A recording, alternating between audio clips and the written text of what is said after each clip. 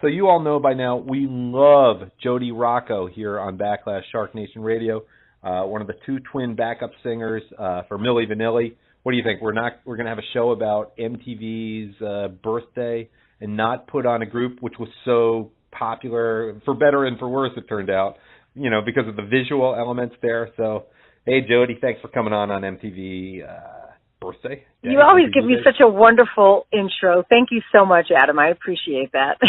Yeah, so I don't know, where do we begin with you? Like, people know the story of Milli Vanilli right now, but how much... A lot of people, you'd be surprised, don't. So that I would... listen to the archives, because you gave me an hour the first time you were on. Right.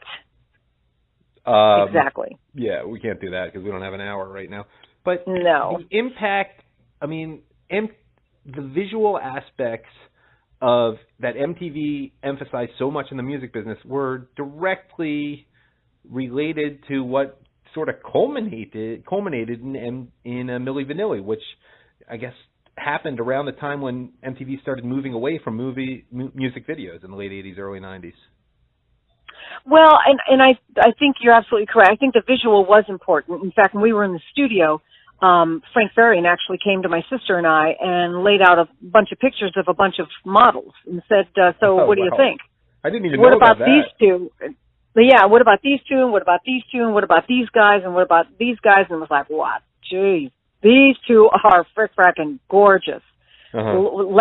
I would go with them. And he was asking, because we were in the studio long before they had the two boys. The two boys hadn't even been, the songs were 2 or 3 songs I think were done. I want to say we did, I know Girl, It's 2 was done. And released before, if I'm not mistaken, don't quote me on it, but I believe the song was already released before they actually found the boys. There was no picture on the cover. Uh-huh. So, and we knew, once, nothing is ever done for the U.S. until it's an absolute success in Germany. Germany being the second largest record market in the world, a lot of groups did that, from NSYNC to Backstreet Boys. They all put the music out in Europe. And once it hit in Europe and it stuck, that's when they brought it to the U.S. So it didn't really matter so much until Clive Davis and Arista Records got involved. Then it was like, okay, now we got to make this a visual thing and push it. And that's exactly what happened. And Milli Vanilli was huge on MTV, I assume? Huge. Oh, my God, yes, absolutely. Did it make the group? I think it had a lot to do with it. Don't know if it made the group because the music was just as good.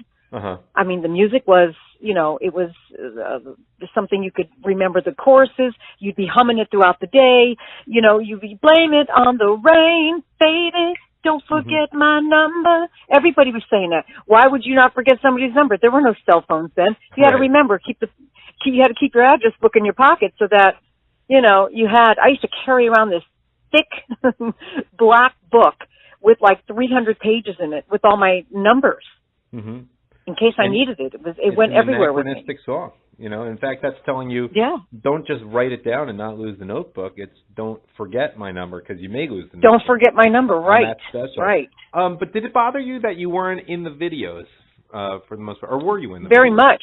Uh-huh. No, we were never in the videos. We weren't even allowed to be seen with the boys.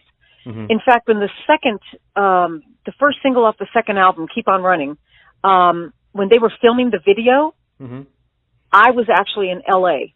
They invited me to come to L.A. and be in that video. And Frank found out, and he threatened me, and he threatened my sister, and he pulled all the stops out, forced the boys to come back to Germany, and I wasn't allowed to be in the video. And I was devastated. I mean, I can understand not putting the males who really sing it. What's his name? Davis? John Davis and Brad Howell. John Davis and Brad Howell. Okay, because they're part of the scam. But who did they think was singing the female voices in there? I mean, why couldn't you have been in the video? Exactly. And because for one thing, we weren't black. And everybody in the group was black. There were no white people on stage in the group. Everybody in the studio was white. Well, John Davis is Frank black, wanted. Right? I'm talking about the musicians, the drummer, the guitar player. The backing, us. And Frank wanted only black girls. So the black girls that mimed our voice for a year on stage and at the Grammys, they were making $1.6 million a year. Oh. miming to my voice. Oh, wow. I wonder if you're so bitter about a lot of these things. I'm not, though. I'm not bitter so much as I want my Grammy back. Right. That's another show. I want my Grammy back because I literally had conversations now with the president and CEO and the senior vice president of awards for the Grammy Foundation. And if I tell you what they told me, why I can't have it back, they made crap up every time they had a conversation. And I have it on paper. It is amazing because the song, it's for the song. The video is no aspect. The visuals are no aspect to a Grammy. It's about the record. Mm-mm. Okay. Well, it's about the group. Yes, go ahead. Yeah, I only have 2-3 more minutes. Let's get back to MTV. Okay. We're going to talk to you again on the show. At some point this will come up again. Yes. Your earliest memories of the MTV, even though you grew up largely on military bases, largely in Germany, what are your original memories and your favorite songs from the early MTV era? I remember distinctly, I was living actually in St. Moritz when MTV went live in 1981. I was there for 6 months. I was living in, it's a ski resort in Switzerland. And when I think Cyndi Lauper was one of the very first videos, if not the first one, or Radio Killed. Video Killed the Radio. Nope. The Buggles, followed by the Buggles, they played that, but Cyndi Lauper was huge in the MTV with Girls Just Want to Have Fun. That was 84, though. That was 84. Positive. Yeah, but that's what I remember about MTV. Oh, okay. What you remember? Yeah, definitely. That was a memorable video.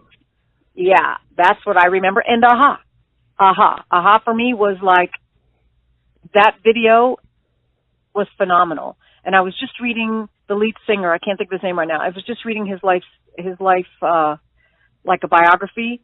And just incredibly interesting about that whole time, and what a voice. He had, an actual voice, and what it means today to have all that, and what MTV is today, which is a shame. It no longer shows videos. It now goes into some stuff that other people 15. Well, because they had to morph with the times, and they really didn't. So what they're doing is they're putting Cribs, My Cribs, or whatever that series was, they're putting that on Snapchat now. That's going to be a Snapchat series.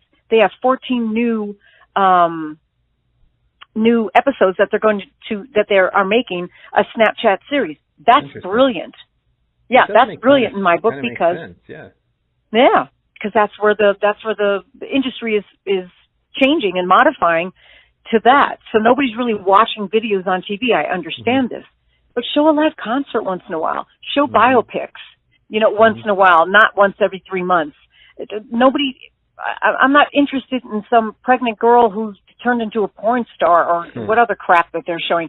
I'm just not. And I can't imagine that a 15 or 14 or 13-year-old trying to break into the business is going to look to MTV for that kind of support and, help me try and make a career out of this, and this is what I really want to do, because that is not it.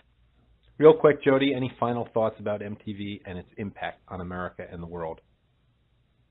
Well, I think it was a huge impact on not just America, but the whole world. I know it started years before that. Look at the Beatles, look at the Monkees. They had all these videos, and they used to show them on Saturday mornings. So I know that there was definitely a place, but someone actually put all that into one place and made it a business.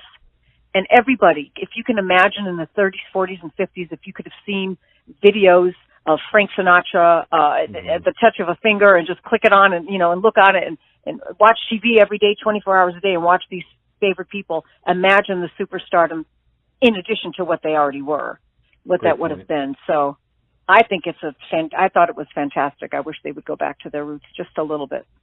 All right, Jodie Rocco of Milli Vanilli, thank you for joining me. Happy MTV Day. Thank you.